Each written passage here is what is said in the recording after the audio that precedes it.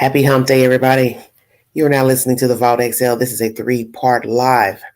Idaho roommates texted during murders, allegedly. Grand jury info leaked to the public. Also mentioned to parents. Which parents were notified of this information? Are these allegations true? Why would they lie? I saw this in the queue today. It's a month old. Hadn't heard anything about this. We're going to talk about that subject matter last. Caitlin Armstrong trial still progressing. Gruesome photos have been shown to the court of the decedent, Miss Mariah Wilson. DNA mentioned on the bicycle belonging to Caitlin. Mentioning of a gun with Caitlin and Mr. Colin Strickland's DNA on the gun. And also, Asa Ellerup has attended court. Her husband had a hearing this morning, and she attended. She even had makeup on. Shut your mouth. Please go to my community page to take the said polls pertaining to these subject matters. Let's get into this information pertaining to Miss Armstrong. Fox 7 Austin is the source, everybody. Thank you for your time. Amen.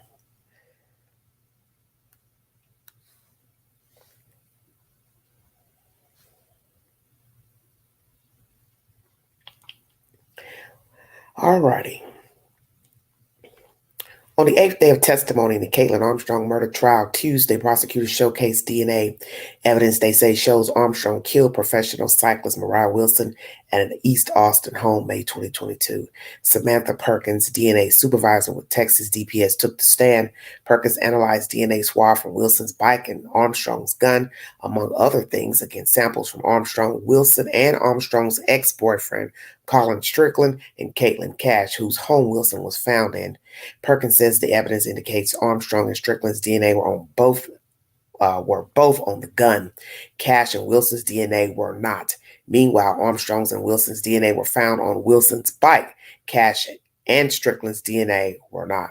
There's a very strong likelihood that the DNA on the handlebars included DNA from Caitlin Armstrong, said Assistant District Attorney Ricky Jones in his opening statements on November 1st. Questioned by the defense, Perkins acknowledged the evidence indicates DNA from another unknown person was also on the gun as well as on the bike, and that Armstrong's Jeep was not tested for DNA. Now, let's go back to this unknown person's DNA on the gun. Whose DNA could that have been? If there are only two people living in a house, two people had access to the gun, why would there be another person's DNA on the gun? Very interesting information. The state's purported forensic science is inaccurate, it's unreliable and unscientific, said defense attorney Jeffrey Pierre during opening statements on the 1st of November. Prosecutors called to the stand Deputy Medical Examiner Bernadette DeRussi, who performed Wilson's autopsy. The day after she died, DeRussi showed the jury photos of Wilson's wounds, 3 gunshots going through her face, head, chest, and another gunshot wound on her finger. Wilson also had defensive wounds, indicating she was fending off an attacker. Another focus Tuesday was Armstrong's attempted escape from custody on October 11th. One of the 2 Travis County officers who transported Armstrong to a doctor's appointment that day took the stand. She said Armstrong slipped away while a nurse spoke to the officers and didn't have leg restraints on because of doctor's orders. Prosecutors showed the jury 3 videos of Armstrong fleeing on foot and an officer chasing after. The officer testified Armstrong seemed calmed after she was captured. Late Tuesday afternoon, jurors heard from a criminal intelligence analyst talking about phone records from Armstrong, Wilson, and Colin Strickland. That is the said information by Fox7Austin.com. Let's get down to business, everybody. We have a woman shot brutally 3 times. Face, chest, is what is reported here in this said information. 3 gunshots going through her face, head, and chest. That's a lot. Obviously, whoever killed her, if we are to believe it is Miss Caitlin Armstrong, she wanted this woman dead. Hello, Sammy. Thank you for joining me. She wanted this woman dead. Her rival, her what? Her rival. So she thought. Now, allegedly, this woman didn't even live in this state of Texas, the town. From my understanding, she was staying with her friend Cash briefly. So that means she was only going to be there temporarily, assumingly. So what was the fret about? See, what I'd like to hear, the text messages between the three around the time of the murder. What was everybody saying to everybody? Did she ever, Caitlin, I'll just call her Kay. Did Kay ever try to contact this lady, contact her to say, hey, I know you're in town. I know you're trying to see my man, blah, blah, blah. Did she ever say anything to her man about her being in town? Did she ever mention that she went through his phone, saw that they were talking? What? This is what people are going to want to hear, because they're going to want to know, how did she know the lady was here? How did she know she was in town? How did she know where she was staying? Give us the 411. How, why? This is what happens when you don't have cameras in court and you're waiting on reporters to bring you the 411 of what's been mentioned. You want to hear, how did she know the lady was here? How did she know they were talking? She tapped into his phone. Are they on the same phone line, same phone company? She has access to his phone, obviously. Sending him pictures of another woman at one time or another. Some lady he knew from Colorado. So she has access. But we want to hear the text messages. What's their conversation? Even with Colin, did she say anything to him about Mo? Hey, where are you going? Hey, you going to see your friend? Hey, you going to see your girlfriend? I want to hear conversation. That's what I want to hear. Text messages, voicemails, voice messages. I want to hear who was saying what to whom. Who knew whom was in town? Give me the play-by-play. DNA on the handlebars belonging to the victim and Kay. Kay and Colin's DNA on the gun and another person. Who's the other person? Very interesting. So here's your reasonable doubt, if you want to go there. But yet we've got phone pings putting her there in the area. An alleged Jeep driving by, same color, looking like hers with a bike rack. Stupidly carried her phone. That's where the pings come from.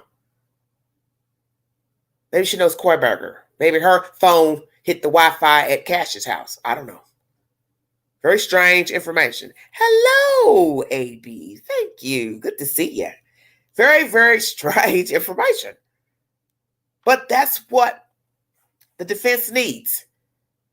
DNA from an unknown person on something pertaining to this dead lady in this apartment. Oh, you've got somebody else's DNA on a gun? Great. You say this gun was used, but you've got somebody else's DNA. So now we have 3 people.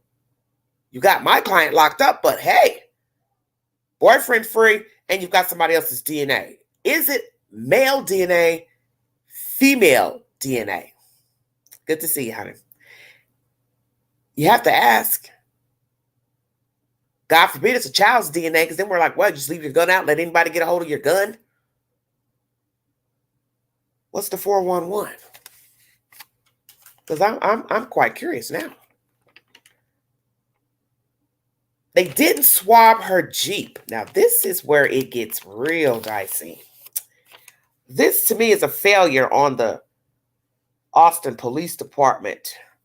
Because if you're going to say that you believe this lady is the culprit, she committed this crime, you're dusting the house where the crime took place, you're taking pictures of the crime, the victim, outside, interior, exterior, you're tinkering around with a damn bicycle, but yet you get a suspect and you don't say to yourself, 1, okay, I think this lady did it. 2, hey, we need to seize her Jeep. So I'm going to ask that question. Did you all seize her Jeep? Because if you didn't dust it for prints, check the inside of the Jeep for fibers, hair, blood, then you couldn't have seized the Jeep. Because that would be the purpose of bringing the Jeep into the forensic lab, is to test the Jeep inside. Because this would be a pivotal slam dunk possibly to get her convicted. Oh, we've got fibers, DNA, blood from the crime scene from the victim in her car, in her Jeep. She's the primary owner. She is the owner. She's the only one that drives the Jeep. But then the defense could run that too. Well, she could loan her Jeep to somebody. Maybe he drives it sometime, Colin. But still, It would be helpful if you all had tested the Jeep. I'm trying to figure out why you would not. So you're just sticking to the apartment, Cash's apartment. Oh, we're just going to run our testing at the apartment only, the bicycle, the outside. But we've got our eyes on this lady. We think she did it. But we're not smart enough to say, oh, bring her Jeep in. I'm confused. Why in God's name would you not test the damn Jeep? She shot the lady 3 times and allegedly the lady fought back. So now we got to ask that question. Is there DNA under the victim's fingernails belonging to Caitlin Armstrong? Because you say there's a wound to her finger. Let me reread that because I don't want to repeat anything that's not truthful. All right. Autopsy done the day she died. 1 second. Oh, mercy. Modern technology is not what it should be. Everything is just jumping off here. Hold on 1 second. We'll pull this back up. Because this is strange to me.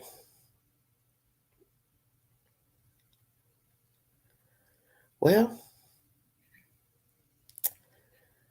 it's not wanting to load up for some reason. This is what happens. I tell you, this happens every time I talk about true crime.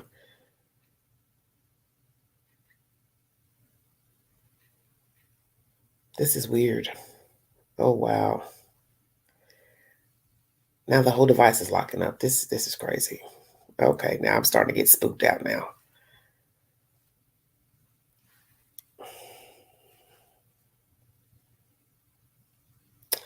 One second, everybody.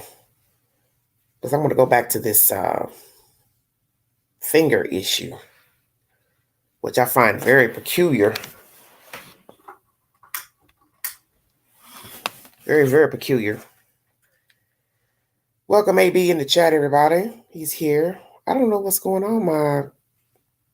This is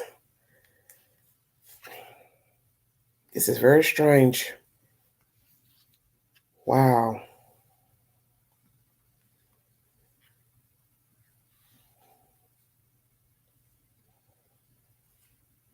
I don't know.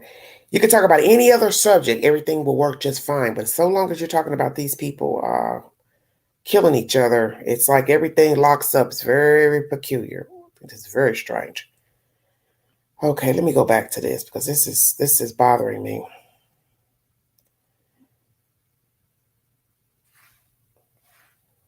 Very, very peculiar. Fox 7 Austin is the source if you're curious to the information. Okay. I'm going to go back up.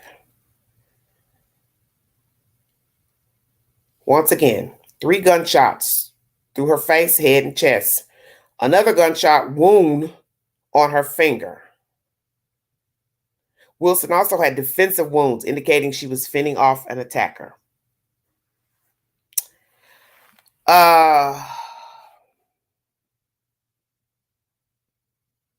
So that's 4 gunshots. So, how do I say this delicately? Caitlin,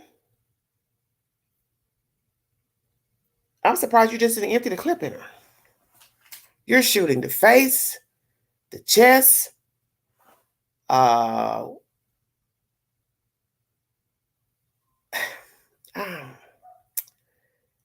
face, head, chest, and also her finger. That's 4 places. What in God's name is wrong with you? You despised and hated this woman so terribly that you just went in there, boom, boom, boom, boom, boom, boom, boom. And then the shots, it's hard listening to the shots because you know after you hear the second shot, you don't hear any more screaming. For those of you who are following the story, I'm sure you heard the news play the audio from that night that they're alleging this was the victim screaming. After the second shot, you don't hear anything. But damn, now you hear about her wound in the finger. So she was just boom, boom, boom, boom, boom. 4 times, shooting this lady. You hated her this badly. You hated this lady. But as I told people, I got a feeling he's been a little whore with some other people in that town or surrounding area. I just refuse to believe it's all about this lady here, because you got to use common sense. She didn't live there. So what is he doing in the meanwhile when the lady wasn't there? He had no access to her. She wasn't in town and he wasn't going to see her. I got a feeling he was seeing other women. And I'd like to know if that's going to be mentioned during the trial, that he partook with other women. He was wrapped up with other women just to show, hey, there's a reason why this lady popped off. He was busy. He was over here, over here, over here. He's been cheating on her. They break up, get back together. They're still living in the same damn house, which is the craziest thing too. How in the hell are you broke up, but you're in the same house? And I know people live like this, but it's dangerous to live like that. Breaking up is dangerous, period, when you don't know who you're dealing with. How about that? And people pop off for various reasons. When they have a temper problem, they have impulse, they don't have any type of control over their impulses, they could just pop off. Start screaming, hollering, accusing you of things. So you don't know who you're dealing with. But when you see the signs that, hey, they're violent, they punch holes, they punch you, they push, they shove, they're verbally abusive, derogatory language, yes, you should run like hell. Because usually it doesn't get better. Because the person has something wrong with them. And you're never going to make them happy. There's not anything that you're ever going to do. And from my understanding, they say that this young lady, Kay, is quiet. So it just seems like she was riding the ride into the abyss. And the devil used her. He used her on that fateful night. Oh, come on, Kay. Go get the gun. You can get rid of her. You don't have to keep dealing with this shit. You don't have to keep calling and texting and calling her and calling this one and sending pictures to him and arguing with him. Just get rid of her. But see, this is the part of the story Caitlin doesn't understand. And most people don't get this. He is who he is. Whether you shot the lady, she lived, you beat her up, cut her up, she lived, he would still be the same Colin Strickland. He still would be putting his wee-wee in somebody's velvet box. Excuse my language. Nothing would change. Hello, Lolo. Nothing would change.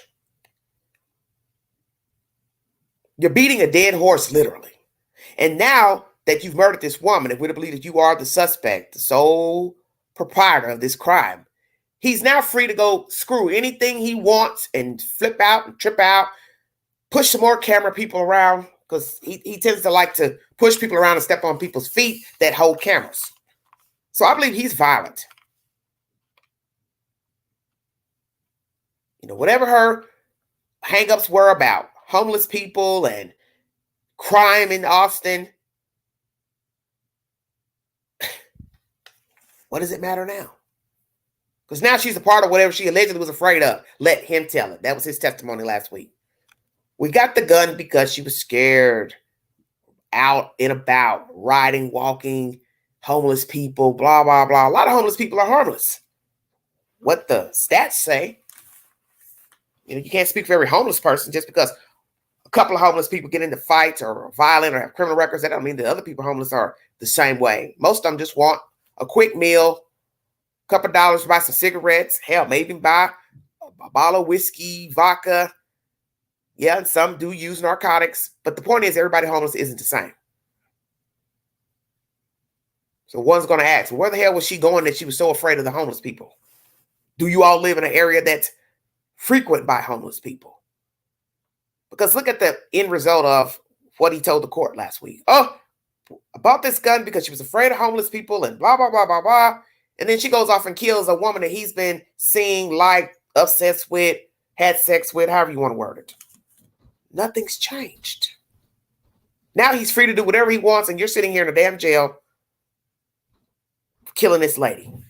And in the end, it was for nothing because he's never going to change. It's not going to matter. See, what you should have done was left him alone.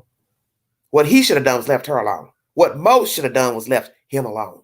See, that's the gist of this story, is that everybody should have bowed out.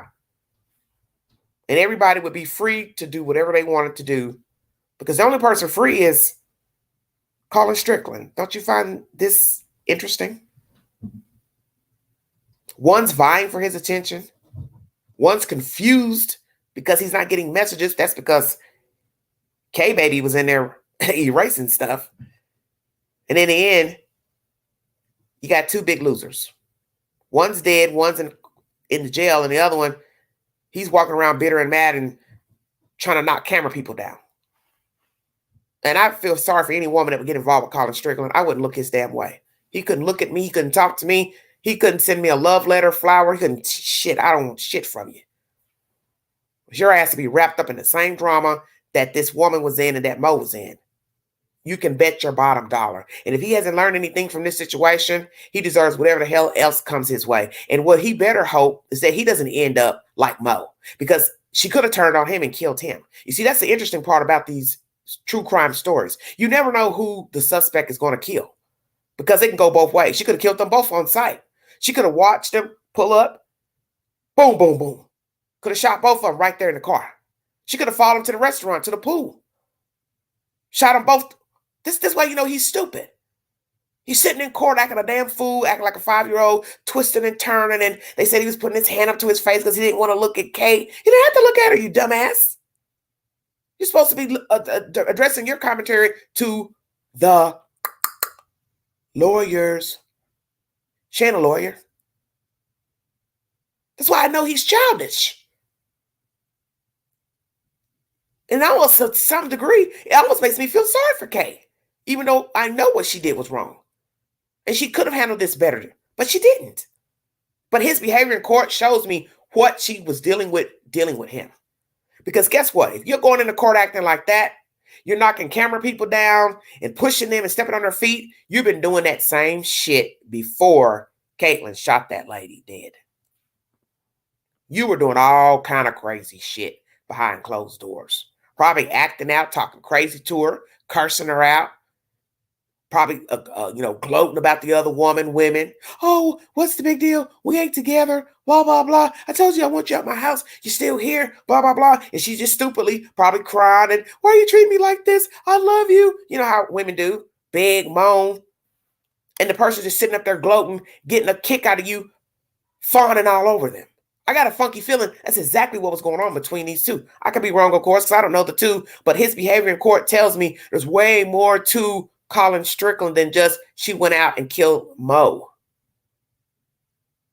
This back and forth, break up, back together.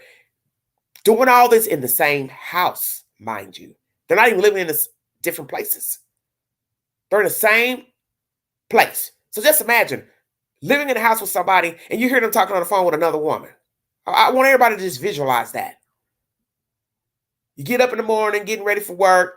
He's on the phone talking, hi, baby, how you doing? How was your day? And, well, what you going to do today? I hope you have a great day at work. And you two just were having sex 2 days ago. Stay woke. They let him tell her, oh, she was doing it too. She was dating other men in your house. Think about what you're saying now. You two are broke up living in the same house, and you tell the court, oh, by the way, don't throw the daggers at me. Caitlyn was doing it too. She was dating men too living here while we were broke up in the same house. This is utter nonsense. This is what I call ghetto ratchet behavior. You see, ratchetness does not apply to any race. I don't give a damn if you're Jewish, white, Muslim, black, Indian, whoever the hell you are. You can be a part of this storyline at any color. Because when you start staying in the same house with a person and there is no sex, allegedly, there's no relationship, we're broke up, and I'm on the phone with a man and he's on the phone with a woman, I start to ask myself, okay, what else are you doing in that house while two people are broke up? Are we also bringing other people in the house? Are dates coming up knocking on the door? Are we bringing the dates inside of the house? So you have to ask all those kind of questions because you got people who get down like that. And I got a feeling if she was a mild-mannered type person, meek, He probably was bold enough to bring another woman there, let her show up, and Caitlyn just stomp off like a kid. Go to her room.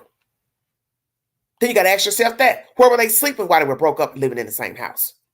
See, this story is way deeper than what the hell they're giving us. That's why we want cameras in the courtroom, because we want to see people's actions, behavior, who smiles, smirks, turn their nose up, falls asleep. I want to see all of that. And I can't get that because there are no cameras. But see, a person's behavior in court tells you a lot about their character, period, because everybody knows there's a certain way you're supposed to carry yourself when you go to court. I don't care if you're a serial killer, you're a rapist, you're testifying for the defense, for the state. You are supposed to carry yourself in a dignified manner when you're in court.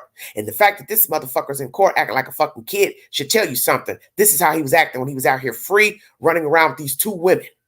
And God knows how many other women. I got a feeling there were way more women than Mo. I think he was dilly-dallying around with different women in town, surrounding counties.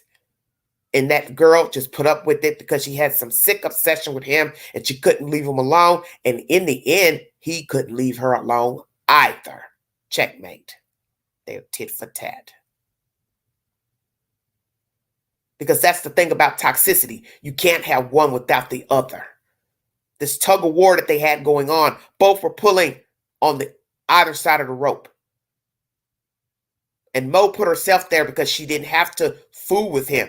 Nobody put a gun to her head and told her, hey, mess around with this stupid ass guy who can't leave this other crazy ass woman alone. But then that's the whole thing about that. Should we really be judging Kay? Calling her crazy? Her act was crazy. Violent, yes. But we don't really know how he was treating her behind closed doors. The little ugly things he probably was doing and saying to her. Like I said, baiting her, or as you all love to say, gaslighting. And she fell for it. Because you have a lot of men that do that. Oh, women too. Oh, you make me do this. You make me act like this. You make me treat you like this. You make me talk down to you. Why do you do these things? Why do you make me do this? I won't doubt he's that guy. Oh, you make me want to cheat. You make me want to go out here and get another woman. You make me do this. You get mad. You always accuse me of stuff. Blah, blah, blah. Maybe she's accusing you of stuff because you've been doing stuff. And it's hard to forget when people have cheated on you. That's why I said everybody in the story should have bowed out. But they didn't. Now we have a dead lady. And I feel sorry for anybody that gets wrapped up with him. I wouldn't look his way. I'm just going to be truthful. I don't think he's a good guy. I don't think anybody should be dating him. And I think it's sad that this lady took another life and she went and sold her soul to the devil because in the end, she's giving up her freedom. She tried to run last month. I also like to know what doctor's visit was she going to the doctor for? Why did the doctor not want her in restraints? Does she have poor circulation? Because we know she can run. So whether she can feel her damn feet or legs, the heifer can run because she was about to jump over that damn wall. She's a runner. That's obvious. But the sad part of the story is why the fuck she didn't run from Colin when she started seeing he likes sneaking around with other women. She should have ran like hell and never looked back. That's my commentary pertaining to Caitlin Armstrong and the latest events. Naturally, trial is probably still going forward because it's probably about 2:36 Texas time. I'm on 3:36 p.m. I'll bring you the latest update possibly tomorrow pertaining to what happened in court today. Woo! Next story. Rex Heuermann, Asa Ellerup. Now, that last live I did was probably not real nice. I did about old Asa. But it is what it is. Isn't that her favorite line? As you see, it is what it is. I think she should take up comedy. She's kind of funny. Asa went to court today. She had a little makeup on. Still looked frumpy to me. I think she even wore a bra. Go, Asa. Asa, what do you have up your sleeve? Because I think you're up to something. Oh, yes, I do. I believe you are up to no good because I find it very strange that you would file for divorce 6 days after Rex is arrested, and now months later, you're going to the jail And you're telling your lawyer you don't think how did you word it? He ain't that kind of guy. Are y'all hearing this? I like when people say that because everybody thinks they know everybody. And we don't really know if she's acting or not. And as one of the commenters on my channel said, it's all an act. I think it's an act. It possibly is. He ain't that kind of guy. Well, Asa, you don't want the queen to be nasty during this live stream, but you're going to make me go there. So I'm going to have to do it again. Asa. What the hell are you talking about? He ain't that kind of guy. So Asa, do you really want me to go here during this live stream? Because I don't think you want me to. Rex isn't that kind of guy. Well, let's jog our memory back if this allegation is true. Because I know you don't want me to go here because you probably heard about the live stream I did yesterday. And that wasn't too nice, or the day before. You're probably saying, that damn black lady, what the hell is she talking about? Well, blame the other black lady who told the story to Mr. Gay, the attorney, or Mr. Ray. The black lady says she and a detective, don't know the race of the detective, not that it matters, but anywho, they went to your house for a sex party, swingers delight, and one of the ladies who popped up dead in the marsh was playing some type of game in the window. And the black lady asked the detective, hey, aren't we taking her back? And he told her, oh no, she's staying behind. They're playing a game. And you were there that night, Asa. So I'm supposed to believe this lady's lying. And yes, people do lie, make up stuff to get attention, but she hasn't come forward to show herself. So this is why that lawyer and possibly some of us out here in La La Land believe she's telling the truth because she hasn't shown herself yet. Hello, everybody in the chat. That's what makes us believe she's telling the truth because she hasn't jumped out and said, hey, look at me. I was a swinger back in the day. I've been to Rex's house. I had sex with him. Him, a detective, he had sex with him too. Because I think he goes both ways. Ding, ding, ding. Or ding, dong. Shut up, Angela.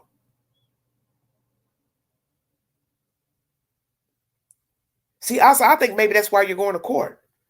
And please take that poll on my community page about Asa.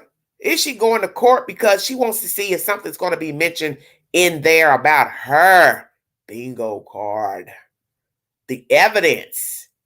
Bingo card. Because the evidence says your strawberry blonde hair is on the victims. Now we know hair fibers get transported all types of ways because we all shed hair every day. Pets shed hair. Fibers come up off our carpets, our clothes. But 2 victims, Asa? Really? Do you really believe your husband isn't that type of guy? Do you believe he's innocent? Why are you now wanting to go to court? Please explain it to me. I'm curious. I am curious. Let's get a little content pertaining to today's events. If you'd like to donate to this great network, $ Big Angie 129 Cash App. Stickers and chats are always welcome during the live stream. Thank you for joining me. You're listening to the Vault XL. Mercy, mercy, mercy me. Oh.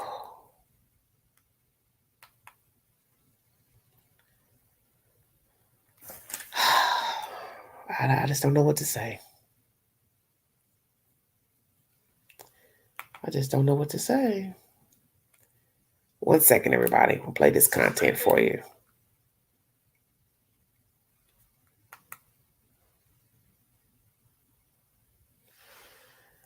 Yeah, maybe I also has something up her sleeve. We'll see.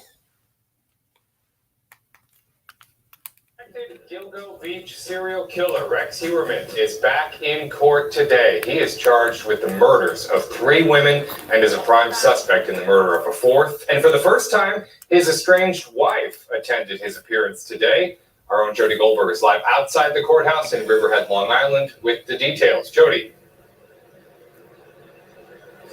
Chris, good afternoon to you. It's the first time we've actually seen Asa voluntarily show up for him. We've been hearing more about her in recent days. We confirmed last week she visited him rather in court. She visited him rather in jail. And in this video, you could see her in blue walking inside the courthouse beside her attorney. It happened a little after 9 o'clock this morning. And her attorney says she plans to be present for the criminal case from here on out. He also says Asa only knows what's been reported in the media about this case, and Huerman was leading a double life. Now, the suspected Gilgo Beach serial killer has been held without bail since his July arrest, and he pleaded not guilty to the murders of 3 sex workers whose remains were found buried and bound in burlap sacks near Gilgo Beach more than a decade ago. DA Ray Tierney, who is prosecuting the case himself, says there's a tremendous amount of material that they're strategically handing over. And today, Huerman's attorney got 13,000 photos. That's 13,000 photos from the search of his house, storage units, and office. The team who represents him says he looks forward to defending himself in court. Well, a great many things have been turned over. Primarily today, what we turned over was all of the lab work that was done in the case, as well as the underlying notes pertaining to that lab work, which from the time of the investigation up until the arrest, I believe. So that has been turned over. We turned over a lot of subpoena returns as well, as well as a whole bunch of other stuff. Gigabytes worth of materials. There's nothing he was doing other than going to work every day, spending time with his family, and supporting his family. That's the reality. And Chris, as you mentioned, Huerman is in fact the prime suspect in the murder of a 4th sex worker, and the DA today told us they're wrapping the case in the grand jury soon. Asa and her attorney left without commenting. Huerman is due back in court on February 6th. That's the latest here outside Riverhead. Jody Goldberg, Fox 5 News. Let's send it back to you. All right, Jody. Fox 5, New York, if you're curious to the information. So, lawyer, defense attorney, what the hell are you talking about? All he did was go to work. Well, I think he did a little more than go to work.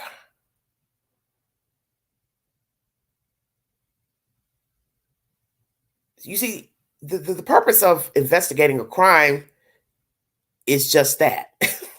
It's to investigate. So you are processing the body, the scene where the body has been disposed.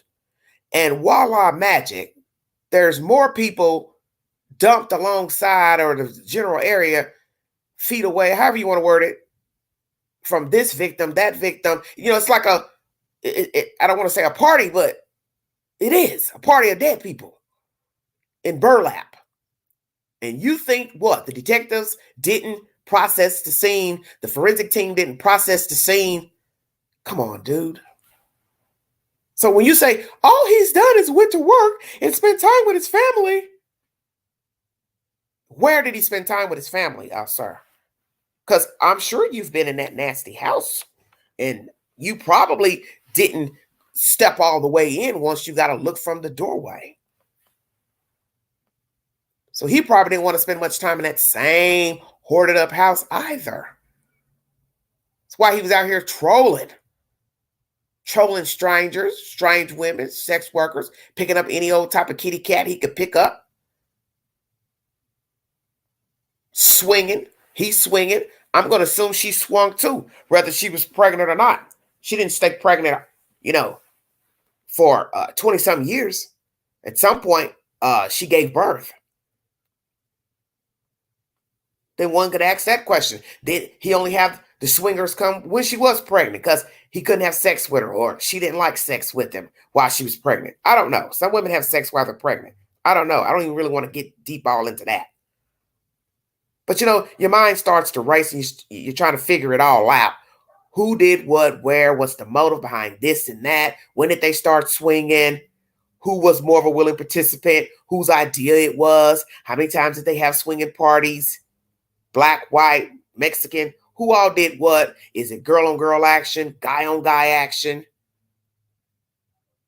Because I kind of think he likes men too. His big old ass. He's a scary looking creep. He's got a no fresh haircut, more hair shaved on the sides. This man looks like a big old bulldog by the face.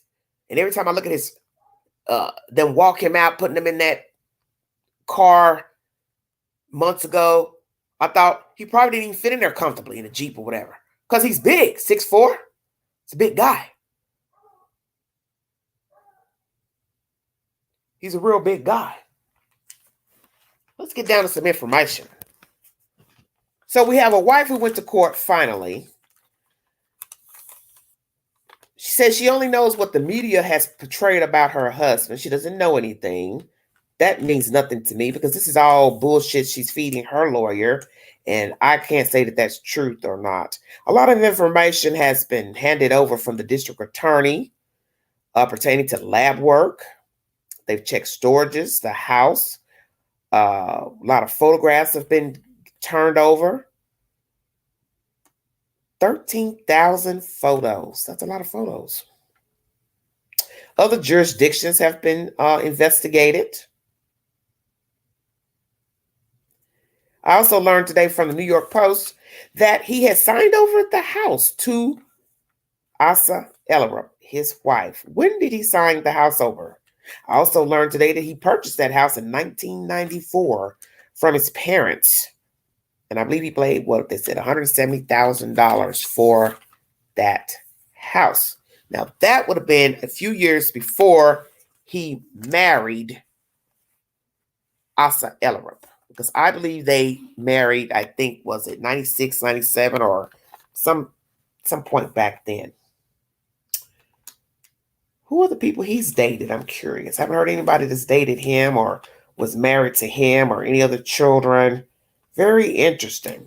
So we have this lady telling her attorney that he's not that type of guy. So basically she's saying he's innocent. So this is why she's going to court, allegedly now. Allegedly, this is why she's going to court to hear what the state has against her husband. So basically she's saying she's supporting her husband. Well, I think she's only supporting him because he signed over the papers to the house. 9 times out of 10, she probably asked him to sign over the papers. So I'd like to know a date of when she asked him to sign the papers over. When did he actually sign the papers over? Does she also have access now to monies, accounts, real estate, any bindings with his name on it? Because I won't doubt that he's not going to tell her everything and he's going to hide some things from her. But in the end, if he owns anything, he's going to have to tell her because a place has to be taken care of. So if you've got properties in Jersey or Vegas, South Carolina, wherever, they have to be attended to. You have to pay taxes on those properties. And only a fool would sit up here and never tell her anything about those properties because then the city would get, access to those properties when taxes aren't paid and the lawn's not kept up, things like that. So has he told her everything as far as financial? Properties, bank accounts, offshore accounts. What's in the storage units? What did the police find in the storage units? I'd like to know. Why do they have storage units? How many storage units do they have? Are they in New York or other jurisdictions? What did the police find in the storage units? We learned that they are hoarders, so we can't be surprised that they would have storage units because this is something that hoarders do. For those who watch Hoarders on A&E, they will acquire storage units to store more junk in and go in debt storing absolutely nothing. So I'm wondering if they have found anything in the storage units pertaining to the investigation of these dead women, men, whomever. They're currently working on victim number 4 with the grand jury. So grand jury proceedings are transpiring as I speak. An open investigation for victim number 4. Rex, I'm sure you're not feeling too good. Because we got 3 in burlap, allegedly. They're working on number 4 to tie to you. This ain't good. And as I said, I won't doubt Asa has something up her sleeve. She may be trying to butter up to her husband. So this is why she's attending court. Okay? He went ahead and signed the house over to her because it wouldn't make no sense to not give it to her. She may be also going to court to see if anything's going to be mentioned about her. Because we already got a woman saying she's been to the house. And they all were playing footsies together, but Asa wasn't interested in her. So then we have to ask that question. Does Asa have a preference if these allegations are true? She don't like black women. Oh, I'll sleep with a white woman. I'll sleep with another race, but I ain't sleeping with no black woman. To each his own. But as I said before in that last live stream, it's going to be really bad. Some more people start coming out the woodwork testifying they've been in that house swinging and saw some things that were unsavory, such as violence. Some other women come forward saying, yeah, I've been in contact with this wildebeest, and he shook me up, choked me, pulled my hair, blah, blah, blah. And I lived. I ran. I survived. Will we hear more testimonies from living survivors? Will we hear more information from people who have been in that house and had sexual relations with Asa Ellerup and Rex Heuermann?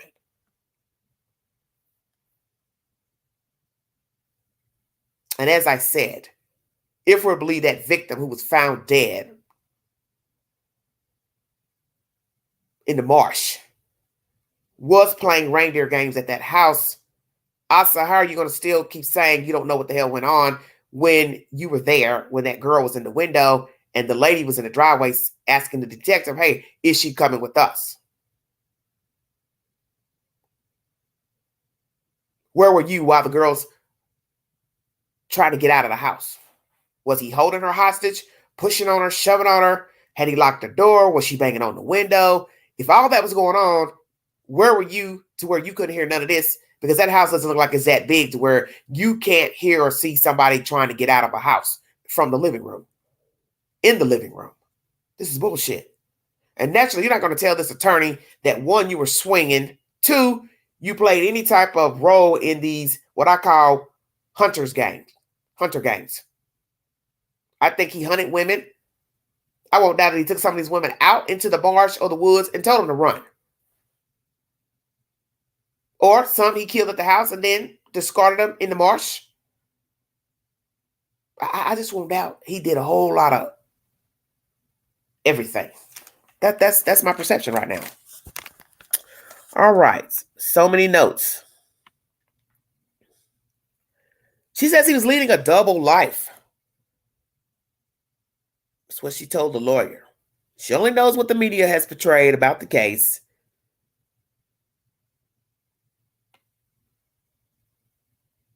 She believes he was leading a double life. The district attorney tells us a tremendous amount of material has been turned over. I guess to the defense, pertaining to Rex. Other jurisdictions involved. What other jurisdictions?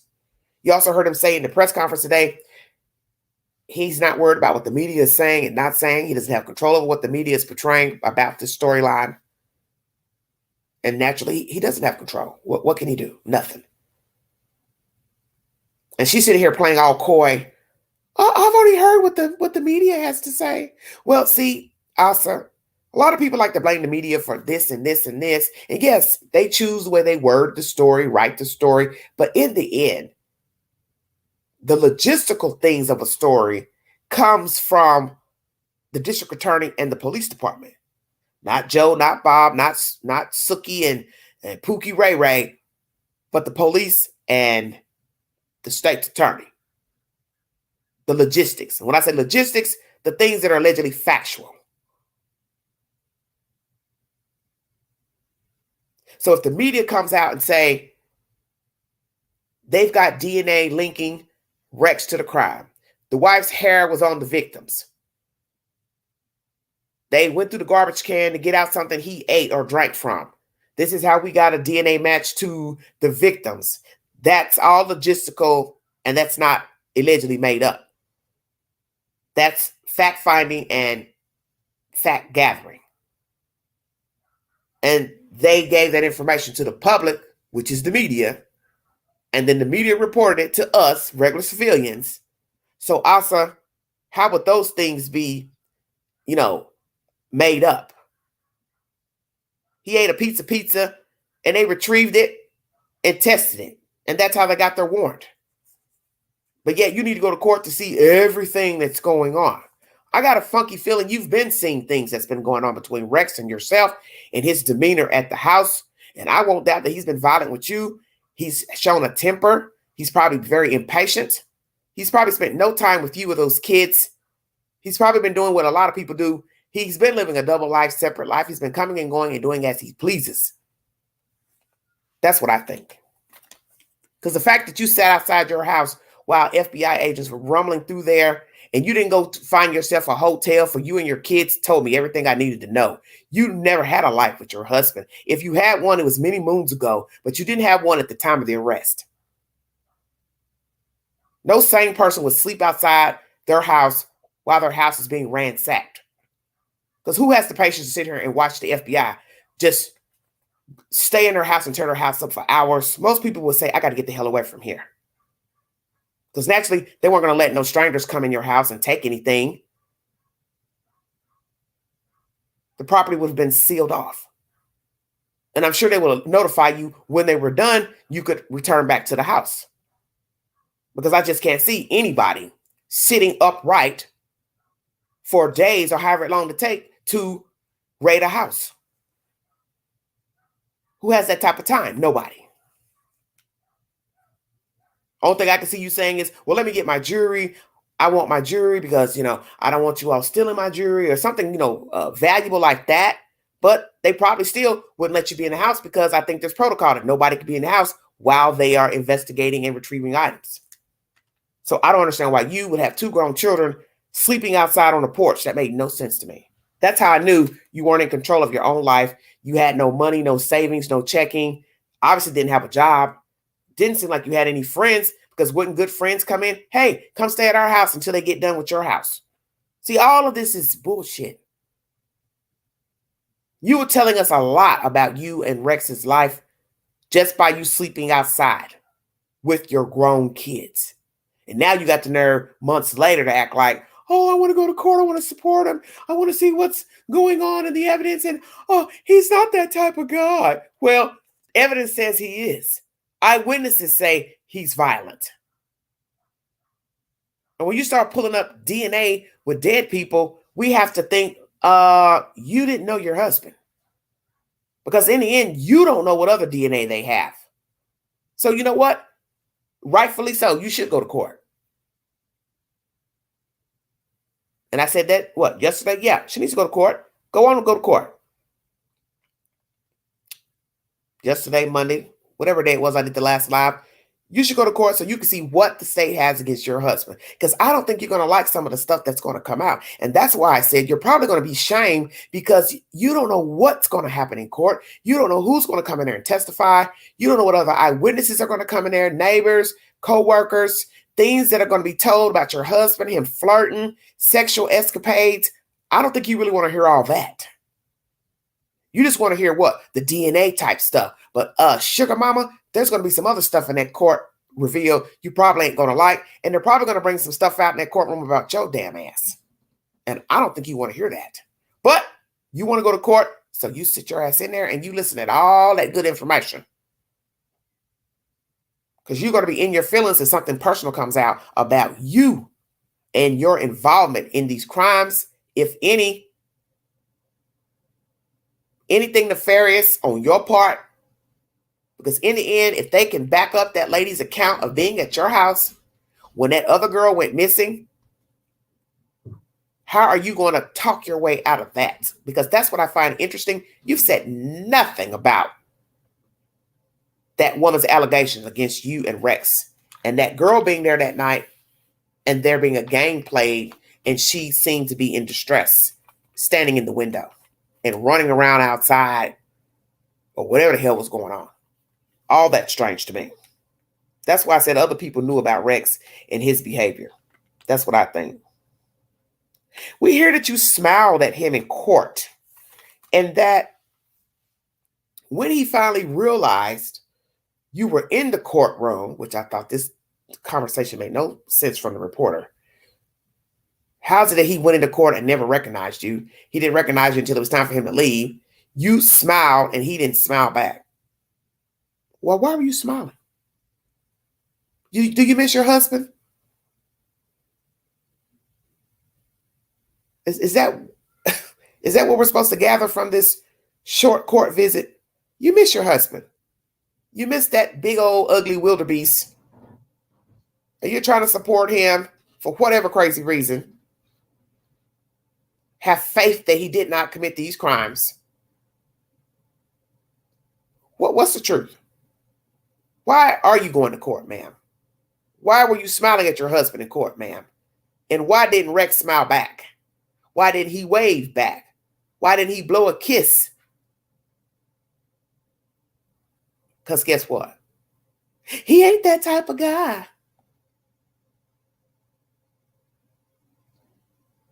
Is that what you're going to say? Well, he's really not an emotional creature. Really? Duh. Oh, we know he ain't emotional. I'm just going to put the words in your mouth because I got a feeling that's what you're going to say. He's not a very emotional creature. And what we have learned, allegedly, he's very, straight to the point, very vocal, likes to voice his opinion, likes to tell people how to be, how to act. And I won't doubt he was that way with you and the kids. He was that way at work. He was that way in public with strangers. And guess what? He was that way with the victims. What I say goes.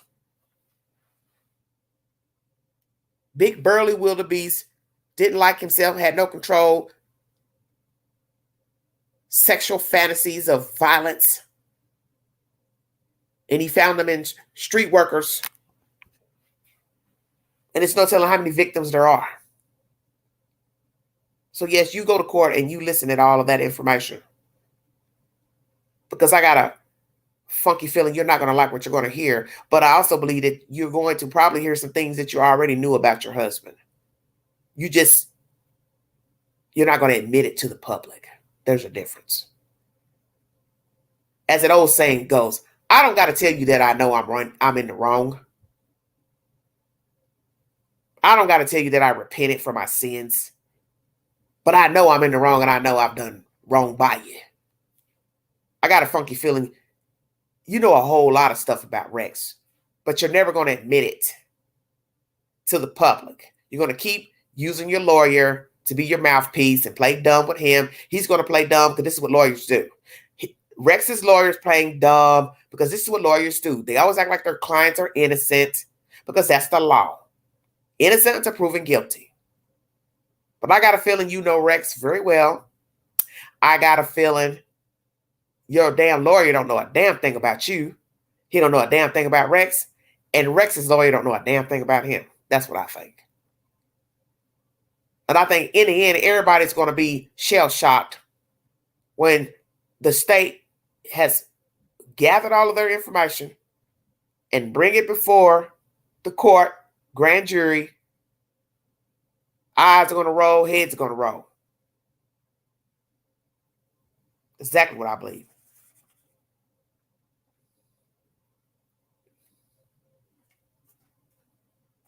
What all does this lady know about her husband? Did she ever participate in any torture, deaths, murder of the victims? Does she know of the victims where they were discarded at any point, any time? Did Rex ever tell her anything? Keep your mouth closed. You better not say anything. Threaten her. What does she know about these dead women and also the dead guy, Asian guy? Is he a part of this entourage of victims? Because if they're already working on victim number 4, listen at me good, Asa, Rex, then they're also going to be working on 5, 6, 7, 8, 9, 10. How about that? And that's information that has been released to the public today by the district attorney.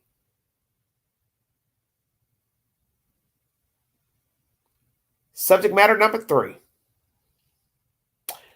The roommates of the Idaho 4. I found some information today that I had not noticed, that somebody from the grand jury or more, do not know if this is true or not, released information of what was said in court, that the 2 survivors, if you want to call them survivors, were texting during the crime. See, I need specifics.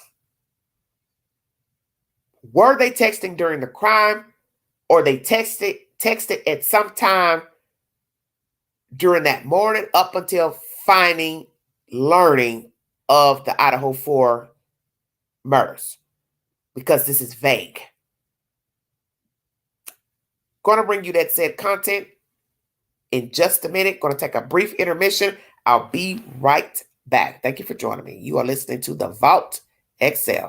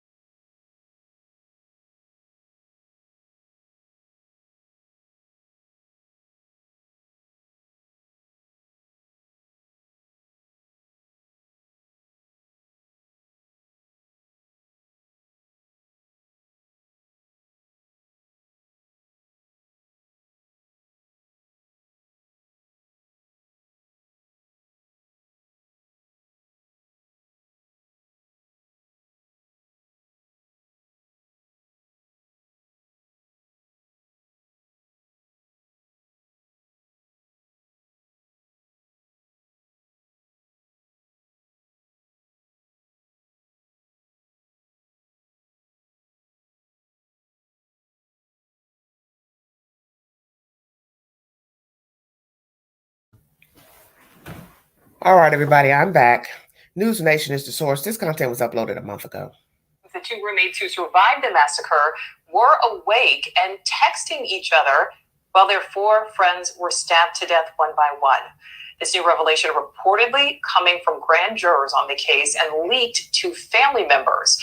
And the only suspect, Brian Koberger, is still awaiting trial. According to the probable cause filing, one surviving roommate says she witnessed the killer, described as having, quote, bushy eyebrows, walking past her and then out of the home.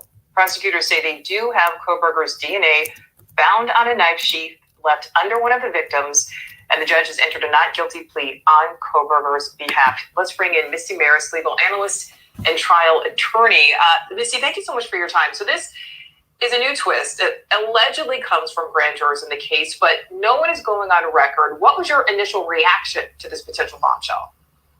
As far as this is concerned, it's really difficult to verify whether this information is actually true. So let's go through a little bit of the history of the case. When the news first broke about this terrible, tragic killing, we learned that there were two roommates who survived the attacks who were in the house at the time. Now, at first we heard that they were both asleep. They didn't wake up till the following day. Then hits the probable cause affidavit. Well, the story begins to change. One of the roommates now had this encounter where she sees the assailant in the house that evening. So this is a dramatic change from the information that was set forth in that probable cause affidavit, if it were in fact the case that the two roommates were awake and texting during that time. So what does it mean for the case?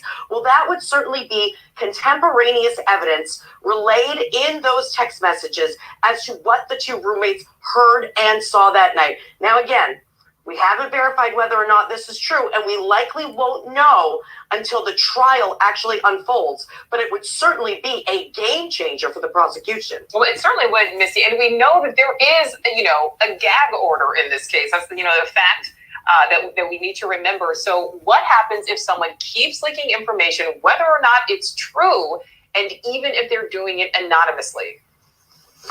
If the leaker is a grand juror, there are very, very strict rules about what grand juries can say in the public sphere. Now, those rules change jurisdiction to jurisdiction, but Idaho has a similar rule to New York. Grand jurors are not allowed to speak to anybody about the evidence that they see in the courtroom, about the deliberations as far as coming to that conclusion of actually coming back with an indictment. So this would all be completely off limits if, in fact, a grand juror was leaking this information. And there could be serious repercussions. It could be contempt of court. It could put the whole indictment at issue, depending on the nature of the communication. So that is certainly a problem. The gag order is really far and really expansive with respect to the prosecution, the defense, and any statements made or evidence that comes into the public sphere. So yes, there are very serious repercussions as far as contempt of court type charges and even jail time that could be associated with that. Now, that being said,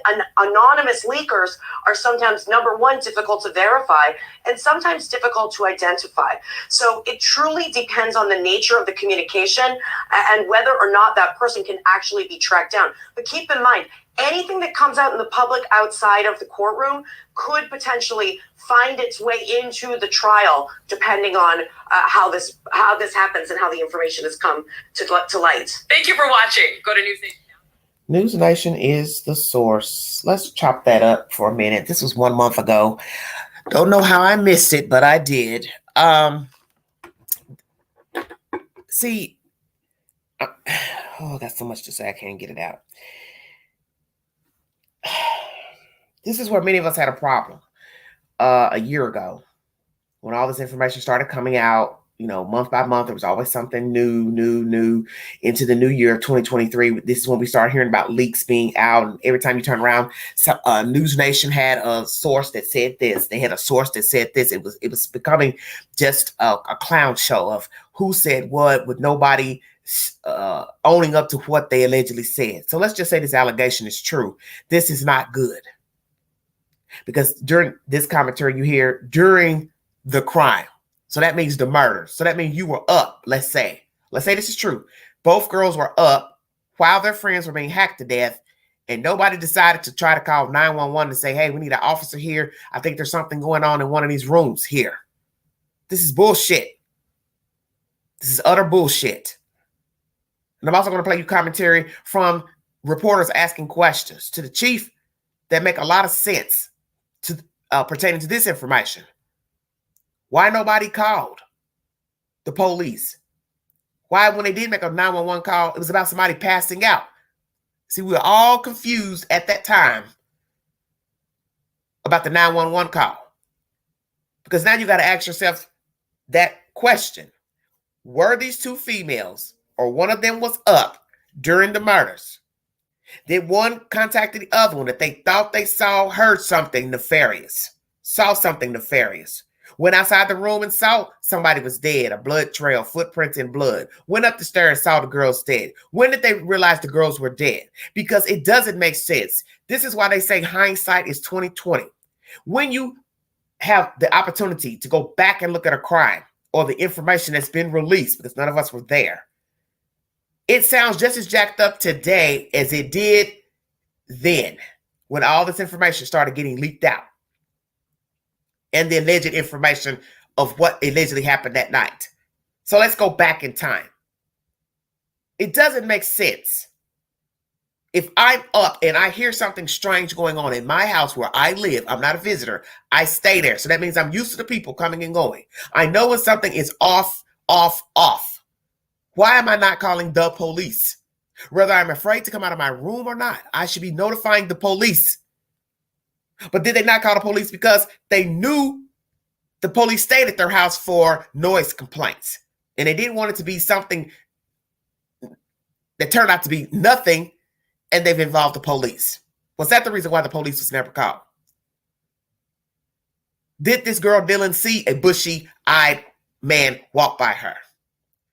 Why didn't Kohlberger notice her? Why didn't he kill her? Some people say, oh, he was so tired. But he was tired to leave two people alive that he knew lived there. Because we're getting information that he's reached out on social media to one of them. So that would lead you to believe he knew who lived in the house and how many people lived in the house. He's drove by this house, been by this house 12 times. So he knew how many cars there. He knows that one person can't drive 4 or 5 damn cars. So he's seen photographs, videos. He knows who lives there. He's probably been by jobs, schooling, all of that. Make it make sense that you have two living. He's walked by one of them. Grand jury information means somebody told that to the police, and that was information entered into the grand jury. Stay woke. Why would somebody make this up? That they were texting? Because somebody had to have said it during the grand jury proceedings. Am I supposed to sit here and believe that information was a lie? That means one of the girls or both of the girls had to have said, oh, we were up texting. Is it because they seized their phones and saw that they were texting? Bingo card. How about that? Their phones, iPads were seized. So police saw that they were texting. So now you got to ask that question. Did the girls willingly tell they were texting, or information came about through data search that they were texting? If it was through data search only, what was their response when they were asked? Well, we have information that you were texting during the time of this and this and this. What did they say? What did the text say? See, all this is bullshit. And then when it's time for them to discover the bodies allegedly, they go run outside. There's other people there. People walking by to see somebody passed out. See, none of that makes any sense. And all that's he said, she said, and word of mouth from somebody else that means nothing to me. Who made the 911 call? Don't know that.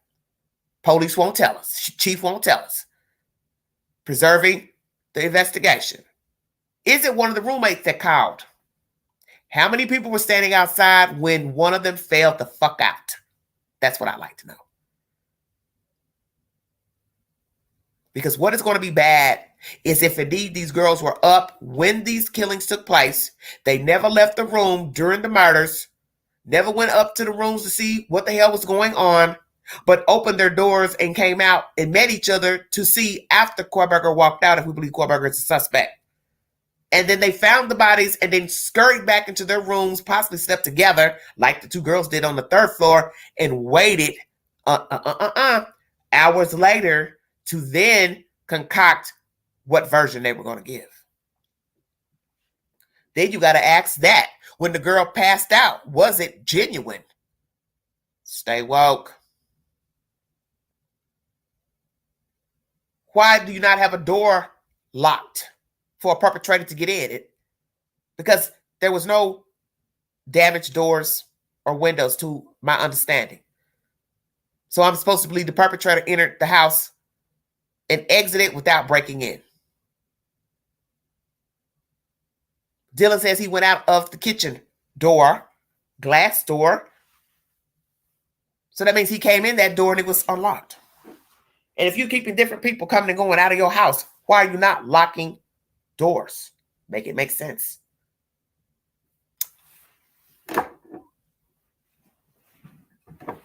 Make it make sense. Let's go to my community page and further this discussion. This is where I will go to my page and enter in the polls pertaining to all subject matters. Thank you for joining me.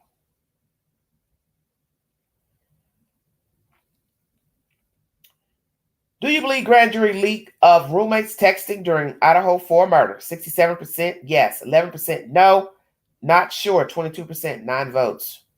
Do you think 2 roommates notified the other one at the point to both walk through house after murders or right after crime? Right after the murders, 38%. When they got up from sleep hours later, 13%. They never went to sleep, 50%, 8 votes. Do you think roommates were up and also texting during the Idaho 4 murders? 70% of you said yes, 0 no, not sure, 30%. Only Dylan awake, 0%, 10 votes. So this is contradictory because here you say you believe they were up and texting during the murders, 70%. Then I asked you, do you think the 2 roommates notified the other one at some point to both walk through house after murders or right after the crime? 38% of you said right after. But then when I asked you about them texting and being up during the murders, you said 70%. And that's 10 votes. And then only 8 votes on the question of, did they get up and walk through the house after the murders? 8 votes. It's very strange.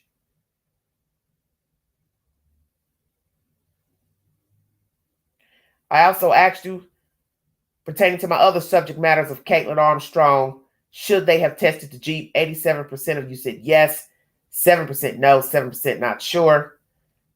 Does Rex want Asa in the courtroom? Allegedly, he did not smile back at her today. 25% of you said yes, 75% of you said no, you do not believe he wants her in the courtroom. Do you think Asa will attend Rex's court hearings to see and hear if things are said about herself? She believes he is innocent or ulterior motives, all of the above. 50% of you believe she's only there for herself to see if there's things mentioned about her. 25% believe she's only going for an ulterior motive. 25% believes he's innocent. She thinks he's innocent. And then I actually believe all of the above, and that's 0%. So to go back to the girls, 70% of you believe that they were up and texting during the murders. If they were up during the murders or at some point in that morning, what were they texting? What did the text messages say? How long did they text? Did they ever go to sleep? Did they ever get up after the last person took a breath, which would have been either Xana or Ethan? Did they get up, walk through the house, and find these kids dead and did not call the damn police? Because it would be horrific to know they heard everything, heard something, got up, walked through the house, and never called the fucking police. Because I can't imagine sleeping in a house knowing my friends are dead and I don't get up and run out of there and call 911. And as the reporters have asked the chief, it is strange, basically, to be in a house, well, excuse me, to be outside,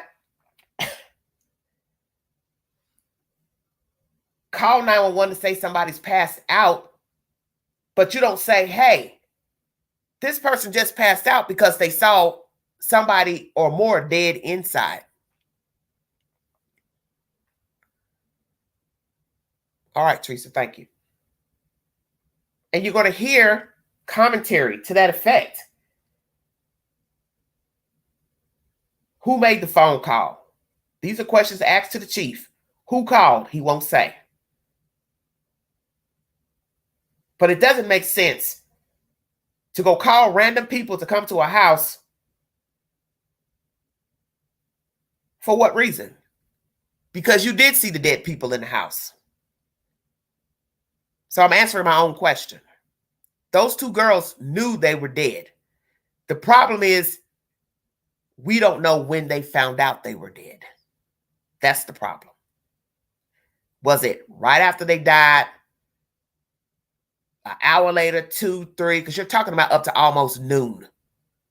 And the killings took place after 4 a.m., allegedly. So you're talking about an 8-hour window or less than 8-hour window.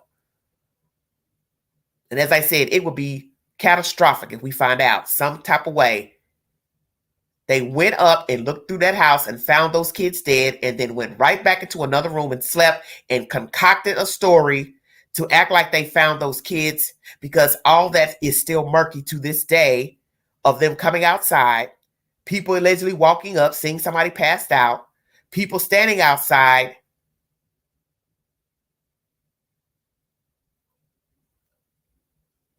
Did they call somebody to come to the house or more that there were people dead in the house? Because why would I be passing out outside unless I saw something horrific inside of the house? So you had to have gotten up at some point, and that's where this is troublesome to many. When did they discover the bodies of their friends? After 11:30, 11:45, 11:50, what? But see, what still doesn't make any sense? Whether they found the body at 4:30, 4:35, 4:45, 5 a.m., whichever time you want to give, it still makes no sense for you to go call other people and not call 911. That's where this is a problem. Let's go back in time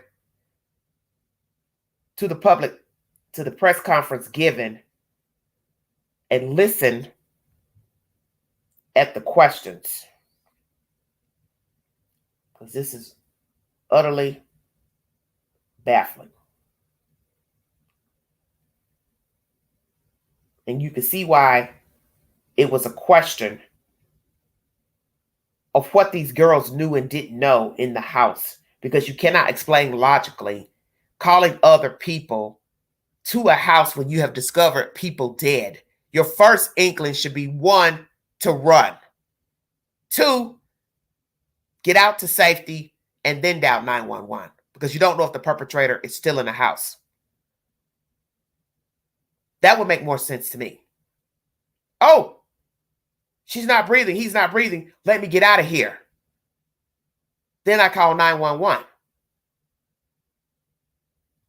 So if other people were already outside or came to the house before 911 call, that means these two nimwits called other people. And why would you do that?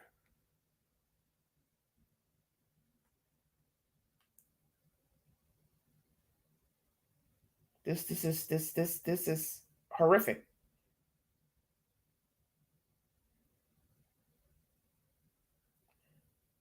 All right.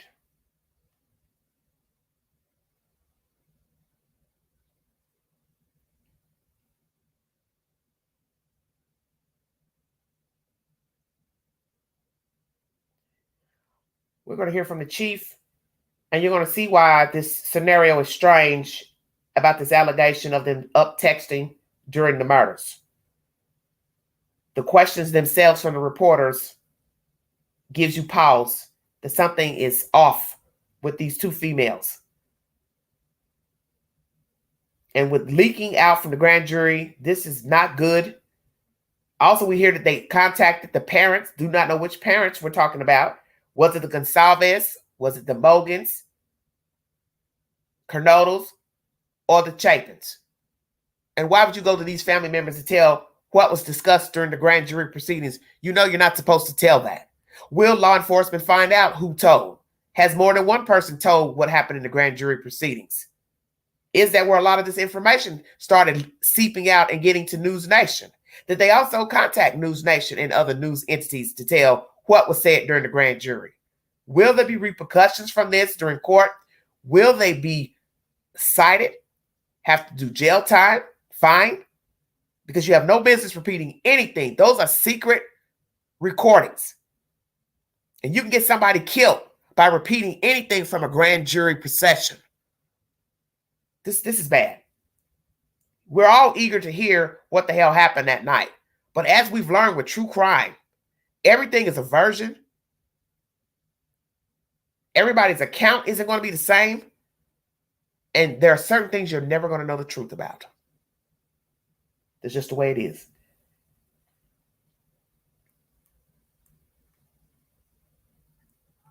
One second, everybody. We're looking at everyone. Every tip we get, every lead we get, there's no one that we're not going to talk to. There's no one we're not going to interview. There's no one that we're not going to look into.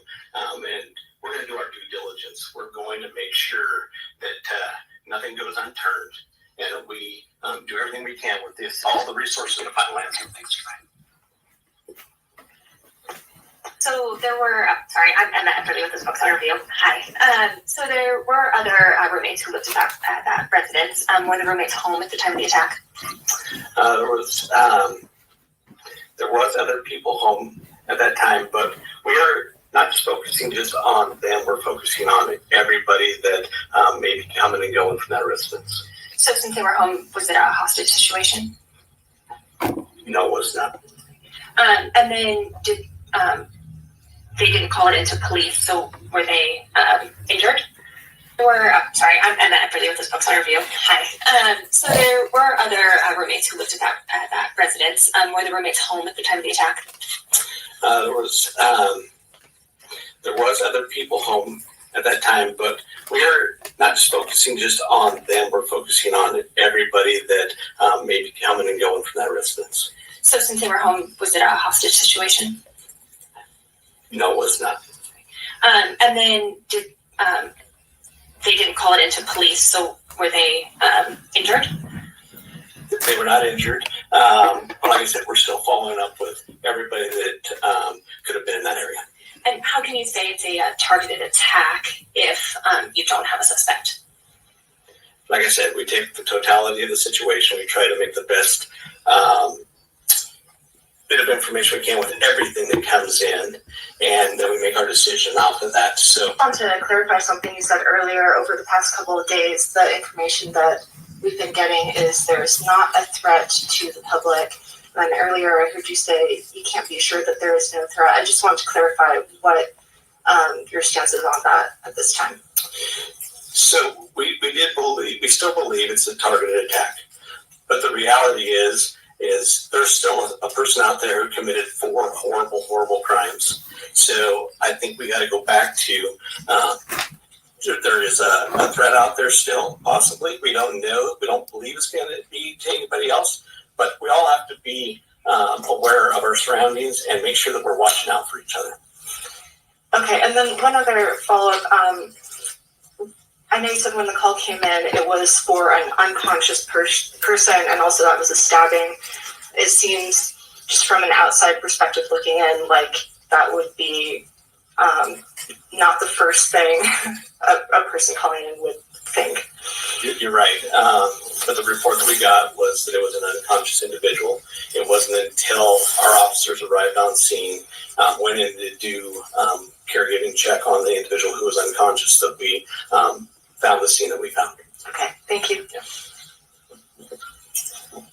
Hi, Heather Roberts with ABC News. Just to follow up on what she asked. So the other 2 roommates were there at the time of the attack?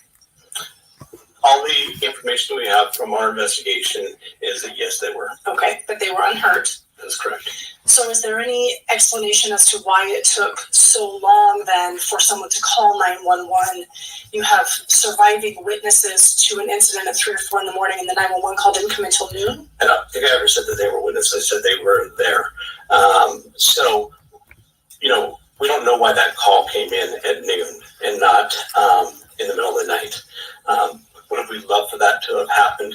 Yes, but that's not how it took place. So that's why we're investigating everything still to try to pull all the pieces together. Were they one of the people, were they the 911 caller? At this point in time, I'm not going to divulge who our 911 caller is, just because I want to keep the integrity of the investigation at this point. Okay. And last question, are you able to tell whether the same weapon was used on all 4 victims? That's why we're having the autopsies done. The autopsy will confirm that and hopefully collect some evidence for us, even from those. That's what you do. The autopsies is to try to be thorough and try to gather more. So we'll leave that would probably be something that would come out later. Okay. Chief, if you don't mind elaborating a bit more on those 2 people. Was it 2 people? What have those people shared about the circumstances of that night, what they saw or didn't see? Well, I'm not going to go into what they shared that night. Obviously, that's part of our investigation. That's part of the information that we're trying to build our complete story with. So, as far as that goes, we're not going to go any further into what they know, what they don't know. How many were there? We believe 2. Ted Williams, Fox News. You all have said that these killings are targeted. Can you share with us why you believe they are targeted killings? And do you know who, if any, of the victims were the actual targets of the killings? As we stated earlier in the previous press release, or press conference, we believe they're targeted because we take the totality of all the circumstances that we're looking at. Do we know any one person that it was targeted? We're not able to say at this point in time due to our investigation, but we still believe that. But like I said, we take a totality of everything that we're looking at. Hi, I'm Emma Everly from the Spokesman Review.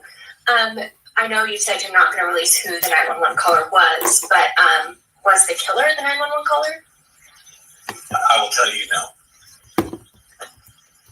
Can you clarify something from the roommate's phone? You didn't say the roommate made the call. So did the roommate make the call on the roommate's phone, or can you clarify it's another official made call? Actually, if I could just go to this one first. So what I'll say to that is it was made from the roommate's call, or phone, excuse me, and we're not going to divulge who made that call. It's part of our investigation still, and when we get ready to release that, we will. Hi, Christina Corbin with Fox News. The male subject whom the women called, has he been ruled out as a suspect or person of interest? Everything that we taken from those calls, we have followed up on, we've cleared, and we believe that there's no connection there.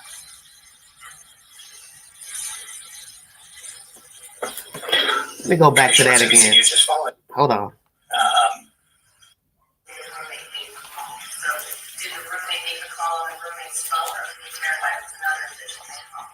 Actually, if I could just go to this one first. So what I'll say to that is it was made from the roommate's call, or phone, excuse me, and we're not going to divulge who made that call. It's part of our investigation still, and when we get ready to release that, we will. Hi, Christina Corbin with Fox News. The male subject whom the women called, has he been ruled out as a suspect or person of interest? Everything that we taken from those calls, we have followed up on, we've cleared, and we believe that there's no connection there.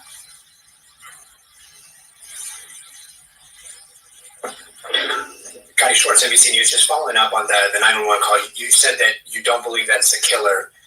Can you conclusively rule out the person that called 911 from inside the home as a suspect in this case? Can you just ask that one more time? Yeah, We're asking the same questions over and over. They called 911. That was not one of the roommates. Can you conclusively rule that person out as a suspect at this point? I don't think I said that it wasn't one of the roommates. I said that it was used with the roommate's phone. I believe somebody asked if that was the killer. You said no. No, that's correct. But there's someone there other than the two roommates when police responded. So will you clarify that for me? You're not confirming that roommates called 911, but if used the roommate's phone, there's someone else at the home other than those two roommates. All right, that's from last year when all this mayhem began pertaining to this diabolical crime. The link is in the chat if you'd like to join me to give your opinion pertaining to this case. But you have these reporters basically asking the same question in different ways. In my opinion, I'm going to say I think they felt like the roommates didn't have anything to do with it. Day one. I don't know if that's from going through their phones before doing the press conference, checking out their text messages, iClouds, different things to see what they were texting to each other, to see who handled the phone, prints on the phone, all that type of nonsense. You do hear it here that a guy was called, a male was called. You don't hear who the male is. You don't hear his name mentioned. You also hear him say at a later date, they'll give out who the person phone was used to make the phone calls. So we're a year later, and the chief has not told us whose phone was used to make the phone call. So this goes back to all the questions I have asked a year ago and now. You all did call somebody before calling 911. Or did you call afterwards, the 911? Because it says you all called a male. So now you got to ask the time frame.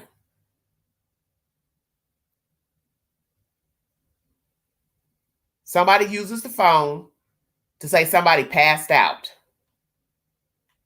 Reporters are asking about the roommate's complicity. The chief says he's looking at everybody.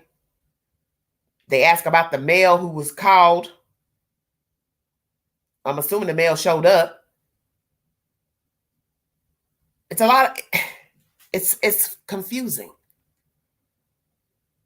Because as I said, if you're trying to listen to everything correctly, you don't know how to piece it because he's not telling you anything to say. Who made the phone call and whose phone was used to make the phone call. All he gave us is that one of the girls' phones was used and obviously was by somebody else standing there at the house. You also hear reporters asking, was somebody else staying at the house? He says he only believed that there were two at the house, which we're assuming is the two females. But where there is confusion, once again, a year later, whose phone was used? What time did they actually call this guy? Exact time of 911 call. Why didn't you mention that the person passed out because they saw dead people or dead person in the house? Because you hear a reporter mentioning that as well. Well, it seems like to me, the person passing out would be the last thing you would mention.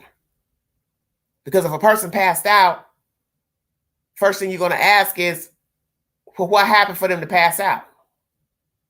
So I guess we have to wait to hear the 911 call in its totality. Hey, 911, what's your emergency? Oh, yeah, I'm here. This girl just passed out. We need an emergency. We need an ambulance. Is that the extent of the conversation? Or is it, hey, this girl just passed out because she saw somebody dead in the house? But see, where that makes no sense is that would have been mentioned to the public. They dialed 911, whomever. They told the operator that a young lady passed out, and she passed out because she and the other girl saw a person or more dead in their house. How about that? You never hear that. All we ever heard from then up until now is somebody passed out. And that was the purpose of the damn 911 call. But see, it contradicts itself, this information, because you have to ask, logically, why would a person pass out? Why are people standing outside in the damn cold? For what reason? Because you had to have seen something in the house, which is the obvious. Dead people. So you got up at what time, Dylan and the other girl? I can't remember her name. When did you all realize that there was somebody deceased in this house? What time did you get up to go look at the house, use the restroom, whatever, however it played out? What was the time that you walked through the house and discovered a dead person or persons?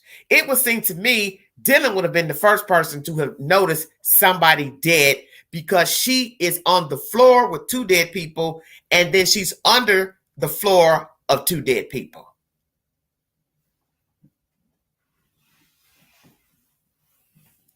Her room is right there in the hallway facing the kitchen. And then the stairs go up from her room to where the two girls would have been deceased upstairs. So it seems like to me, she would be the first person to notice somebody deceased if she decided to get up and go peep for herself to whatever the commotion was. And the fact that she went out her door a few times, it seems logical that she would be the one to have discovered the people dead, because she was up. So while she's going back and forth out this door and this guy is killing everybody, is she on the phone with the other girl? That's what I'd like to know.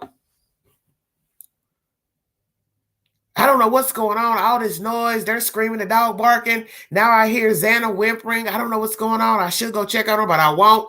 What was the conversation between she and the other girl? Why is this man walking by her after killing two other kids on the same floor, and he doesn't see her standing in the doorway? Was she standing there with the door wide open? The door was halfway cracked, a little bit cracked. What? Was he tired from killing all these kids and he just walked right by her and said, the hell with it? But then that makes no sense, because then he came back that morning at 9 a.m. and 9 times out of 10, he came back because he realized he forgot the sheath.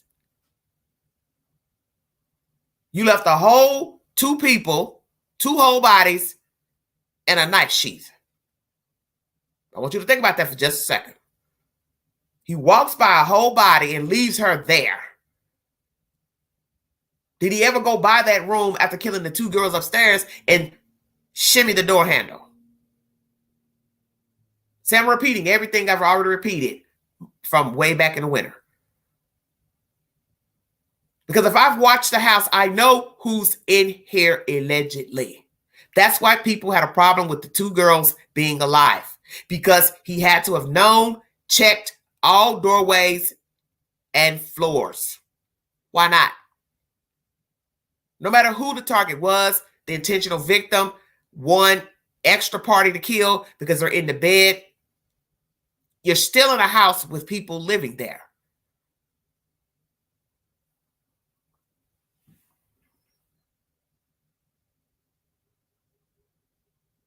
I know there's other people living here. I've circled this house for an hour. I see the cars. I've watched them on social media. I've seen their pictures. He's possibly been by their jobs, the school, so he knows there's other people there. So that is risque to enter a house, whether you're breaking in it or not. There are other people there that could see you coming or going. Why take the risk of having to kill multiple people when I only want one dead. I'm only mad at the one. I'm angry with the one. I'm obsessed with the one. The one didn't respond to me on IG, social media, whatsoever. I want the one. But then I get to the one, there's another person in the bed, so now I got to kill two. But then I come down the stairs, past a room with a person actually staying in there, and somehow I'm killing Xana and Ethan. So where were they at for them to get killed? See, nothing makes any sense. Because you can't leave Ethan and Xana out for the obvious reasons. They were killed. So how the fuck do you have two more living? And then one just so happened to be standing in the doorway? And what are the odds of me opening my door while you're in this house killing my friends? Allegedly, she yelled. That's information we got, I think, from the paperwork. She yelled at one of the girls to be quiet. So the killer would have been in the house and would have heard this person's voice. Is that the reason why he went down there? Well, somebody's else up. Maybe he wasn't anticipating somebody else to be up. Stay woke. Did he even go in that house the day before, as the Gonsalves has implied? We think he'd been in there the day before because of something we learned. Somebody has been talking to these people and telling them stuff. Because this is a closed investigation like most cases. And the only way you can come up with hypotheses is if somebody has been in your ear whispering shit to you. And you people had no right to be calling the Gonsalves. Nobody. This is the very reason why the trial has not gone forward. Because this man and this woman are playing mind games with the court system. This court trial is supposed to be already over with. We're in the middle of November. The trial was supposed to start what? October. We are deadlocked now with no actual date of a trial. And then you got these people from the grand jury or whomever is involved with this case running their damn mouth. You're giving the defense what they want. You think you're telling us something important, but really you're hurting the case. Because you better hope these people will testify in court to whatever the fuck they said in their original interrogation and the statements that they signed. Because many people won't show up for court to testify out of fear, out of scrutiny, out of whatever reason.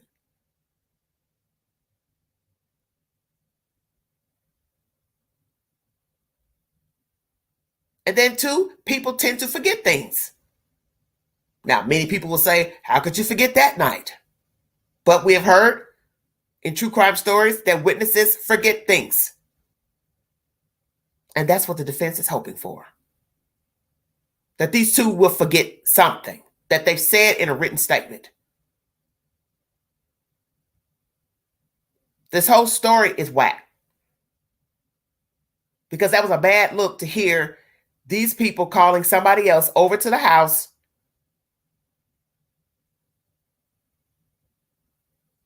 and then one of them passes out on the ground. So you got to ask yourself, the person that they called over, was he standing there when one of them fell out?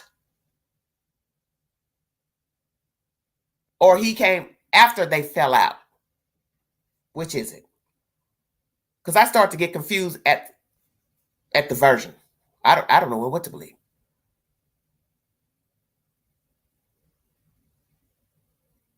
And some will think from this press conference that they ruled the kids out because they looked through their phones and saw their conversations and the times that they were talking and the time they made the 911 call. And there was nothing nefarious in their text messages to one another during the night.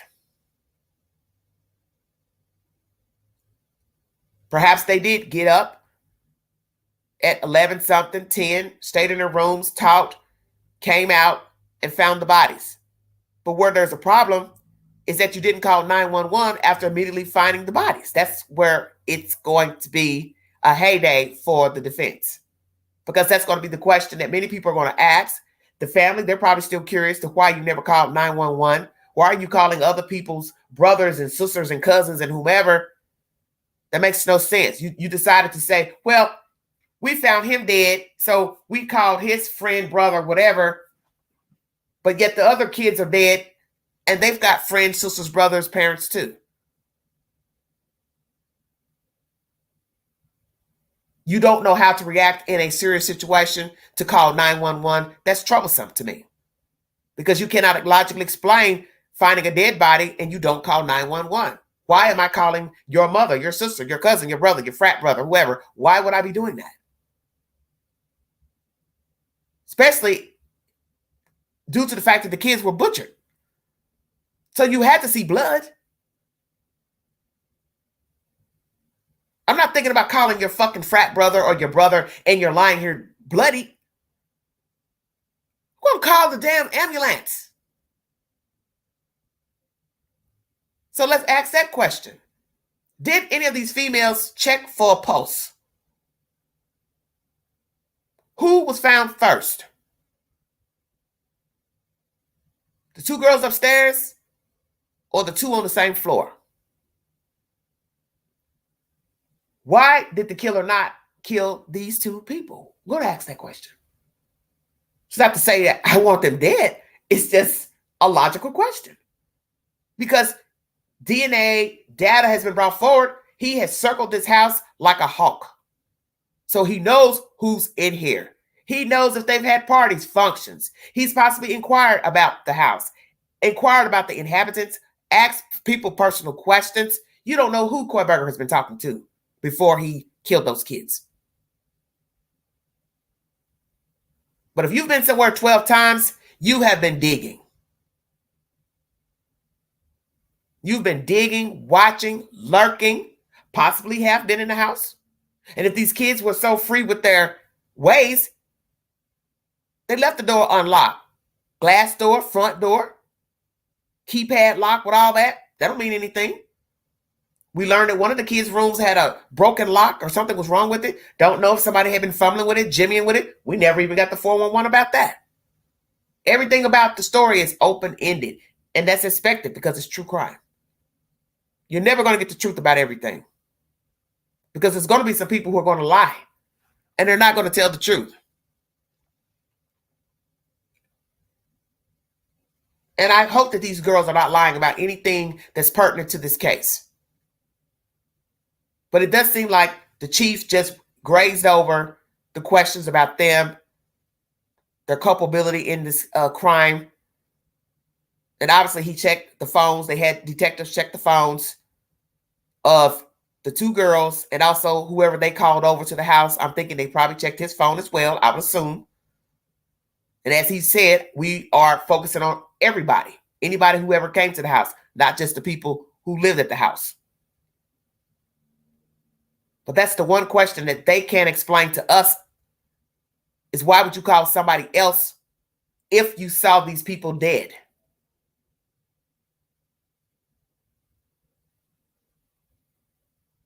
Why would you call somebody else first?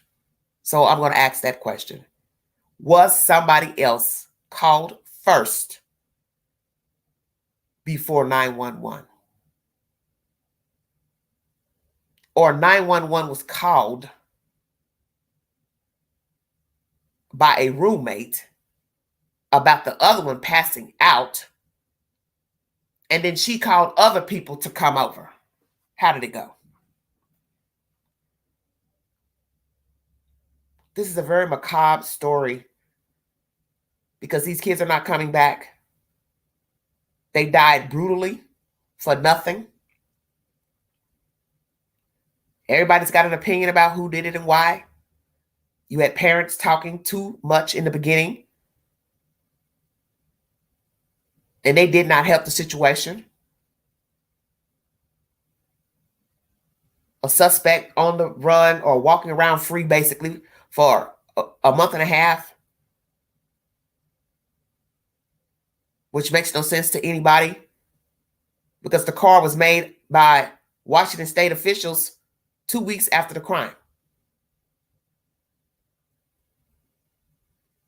And they were tying that information into the description given by Dylan to the authorities. So if you are putting the two together, you should have been getting a warrant for data, the apartment shed, anything he owned, his workplace, long before he ever made it to the state of Pennsylvania. That's my opinion.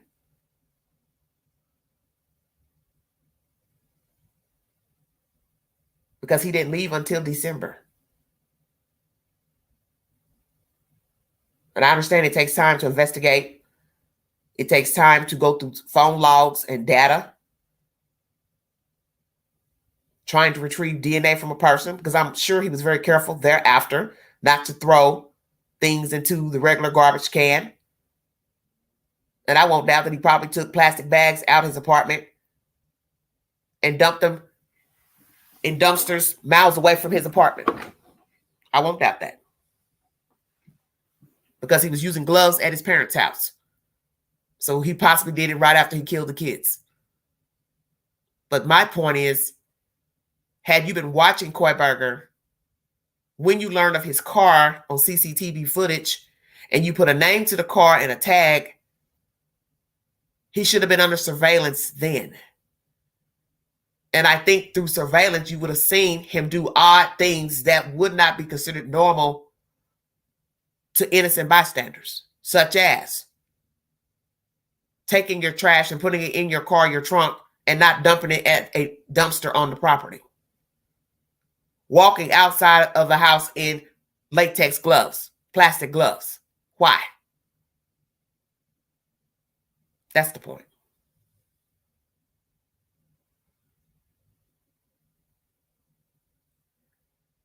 Is this information truthful that somebody on the grand jury or more leaked out that the two remaining roommates were texting during these crimes? Is that information truthful? If it's truthful, what were they texting?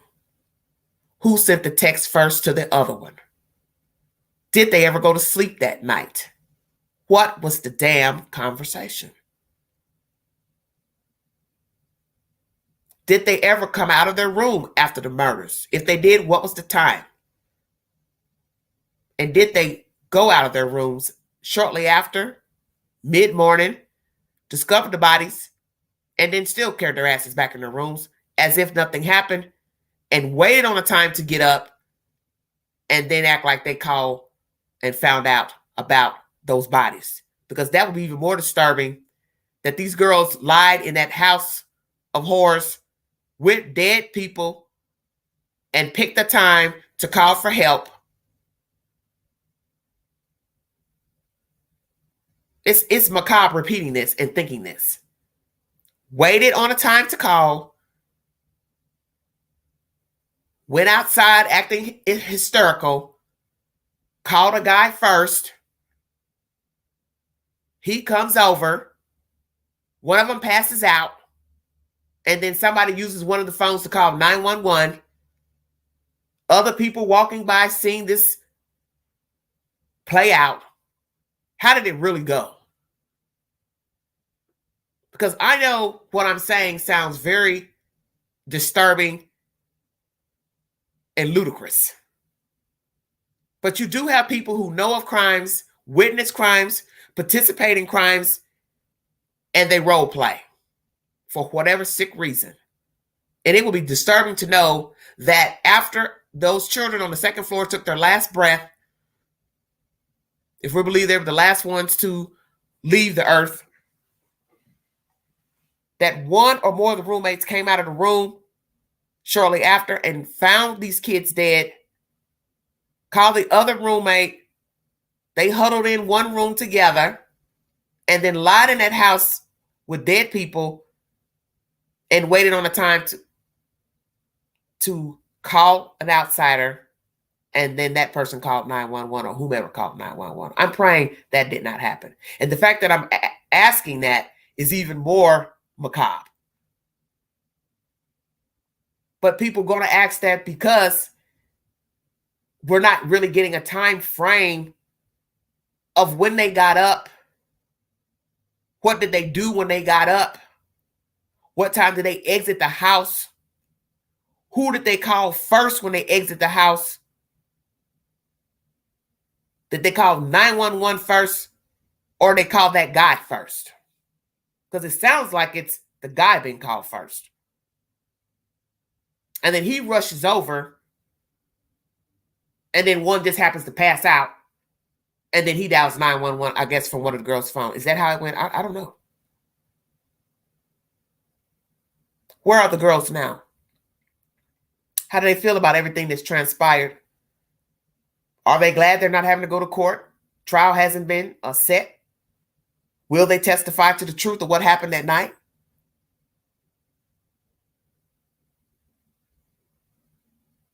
To date, we have not heard that any of these young ladies are involved in the crime, that they know Kohlberger, that he knows them, that there's no conspiracy been founded. Nothing has been mentioned by the public or police, FBI. Some people probably thought that because of them not calling 911 immediately. But so far, nothing has linked the roommates to the crime and Kohlberger. Because as I said before, that would be devastating to know that their own roommates had something to do with their deaths. And that's a terrible thing to even think about. But we do live in a day and time where you don't know people. And just like people didn't know Kohlberger, if we're to believe he's the suspect. So I don't put anyone in a high regard to say what he or she would not do. Because somebody would say the same about Kohlberger. Oh, he was a little off, but I didn't think he would kill anybody. So I'm not about to say what one of these roommates would or would not have done, because I don't know them. And every day we're hearing of horrific crimes committed by men and women. And there are people out here who would say the same about them. Oh, I'd have never thought she would do that. He would do that. Because you don't know people. Did the girls go to the vigil at the school? I'm curious. Did they stay in the school, enrolled in the school after the crimes? Did they take online classes? We heard Dylan went back home. Where did the other girl go? What have they been doing? Working? Going to school? Did they enroll in other colleges? Or online? Or just drop school altogether? Currently, Kohlberger is in a county jail. He has no alibi for the night of these crimes. He admits now to riding around alone. Obviously in the general area. But the one thing he can't explain is pinging at their house through their Wi-Fi, going by their house 12 times, car being seen on CCTV footage, Dylan saying she saw a guy with bushy eyebrows, which we're going to assume it was him. If anybody else has seen him over there on the property, going in or out, hanging around, in a car, on foot, see, you don't know if there's other people who have actually seen him over there. And will we find out that he has been inside of the house before November 13, 2022? Because that would be even scarier to know. He's been inside that house to get a visual of the layout. Google photos wasn't enough. And we hear Mr. Gonsalves is saying that recently, that he believes that Kohlberger had been in the house because of some information that he knows and he's not revealed it. And one would wonder, okay, why not? Because naturally there's a gag order in the case. And he and his wife and the daughter have been very vocal about the case. And I really think there are times when they put their foot in their mouth pertaining to this case because they felt like there were people who weren't being investigated properly. And naturally, they could only speak of people that they knew of. And then lo and behold, allegedly those people weren't involved. So this is why it's best not to speak on things that you don't know anything about. Because I think they thought it was somebody that knew the kids that killed them. And then we find out it's somebody who's far removed. Not even from the state of Idaho or Washington. Just a student at Washington State, 15 minutes away. found these kids possibly on social media and became obsessed with one of them. People wore out that information about the Greek restaurant where the children worked at. But you'll never know if that's where he saw his target or not.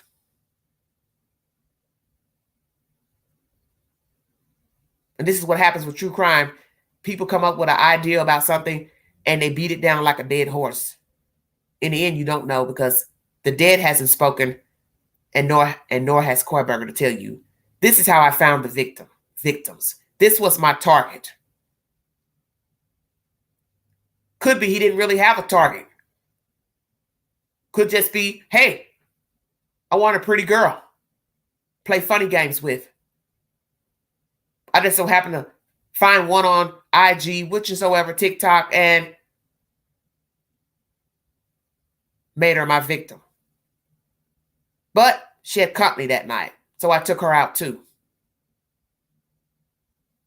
And as I've said before, with a diminished soul spirit, if it was not those children at that house, it was going to be somebody. Unfortunately, it would have been somebody's child, somebody's sister.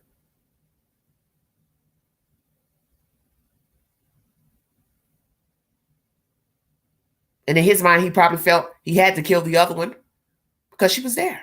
Collateral damage. But then the flip side of that is, how did he end up killing the two on the second floor?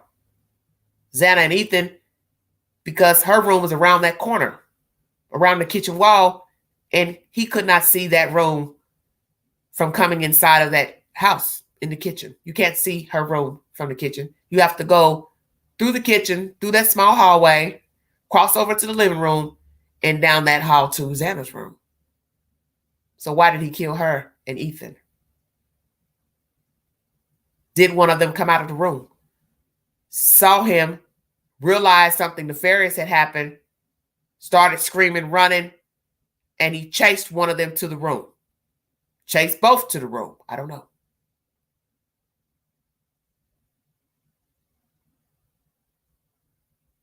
And then two other people are allegedly in the house. And one is on the floor where Ethan and Xana are being bludgeoned to death. And I refuse to believe she did not hear the turmoil in that room. Because we have eyewitnesses who've lived in the house to say you could hear noise at least from the first to the second and the second to the first. So if I can hear noise from the first floor to the second, from the second to the first, you can't tell me she didn't hear noise around that fucking corner. No way you're going to bludgeon two people on the same floor and you are up and you didn't hear them screaming, hollering. Why? Why are you doing this? Who are you? Get out of here. Stop. Please. You want me to believe these two people were quiet? We learned that Xana had defensive wounds. So you know she had to have been screaming and hollering. You know Ethan had to have been screaming and hollering. Big guy, but he got taken down by Brian C. Kohlberger. Sadly. So somebody is lying here. And the reason why we know somebody is lying is because of the affidavit. Dylan tells these people, authorities, she has yelled out because of the noise. She's heard somebody whimpering. She has opened her door at least 3 times because of the noise. And a figure walks by her with bushy eyebrows with the mask covering the mouth, nose, and exits out of the glass door through the kitchen. And then a sane person is supposed to believe, with all the noise that she has heard on that floor between 2 victims, a dog barking above her, he stabbed and killed 2 upstairs, he's walked by your room, and you've opened your door at least 3 or 4 times. and still continue to sleep in that house to later discover a body or bodies, never called 911 originally, but called a guy. Ask yourself, does that make any logical sense? It does not. That's my commentary for today. Thank you for joining me. God bless you. This was a 3-part live pertaining to the Idaho 4 roommates who allegedly survived. Caitlin Armstrong. Gruesome photos have been shown to the court of Mariah Wilson.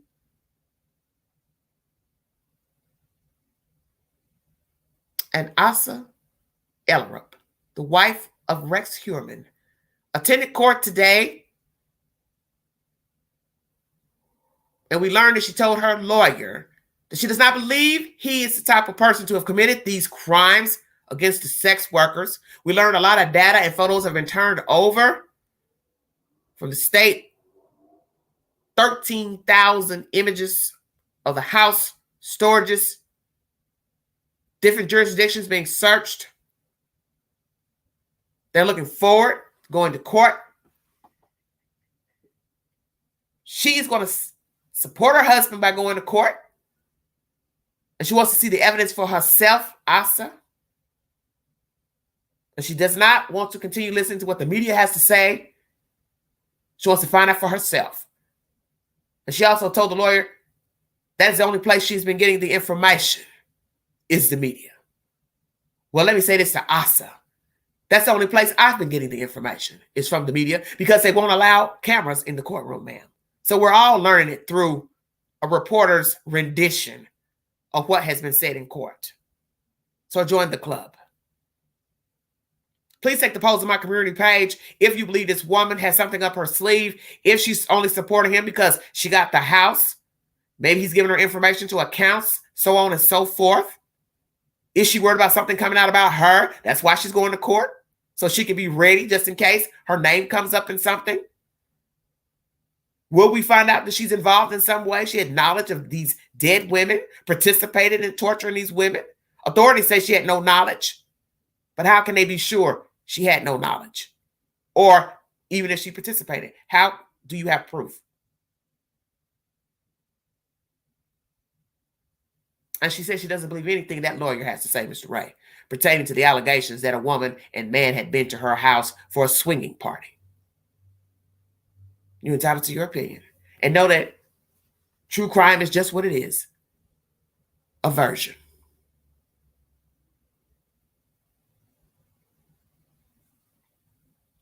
Will he be tied to victim number 4? There's currently an investigation into a victim number 4, and grand jury proceedings are in motion as I speak. It appears that the state is trying to find any evidence they can to use against Mr. Rex Heuermann, and it does not look good for him. It does not look good at all. Will we find out who the detective was that was at his house the night the one lady went missing? Will we have other people to come forward to say they have had sexual interactions with Mr. Rex and his wife together, separately? We hear there are other women being investigated, other sex workers who are also in the same jail with Mr. Heuermann. Imagine that. 2 so far seems to be possibly credible. That's the same information. If you'd like to donate to this great network, $BeAngie129 Cash App. Stickers and chats are always welcome during the live stream. Thank you so much. I had planned to bring you the Avery story once again. This info got me knocked out, but I will bring you that story. I also want to bring you some shenanigans pertaining to Bill Cosby and his wife. They're fighting over money.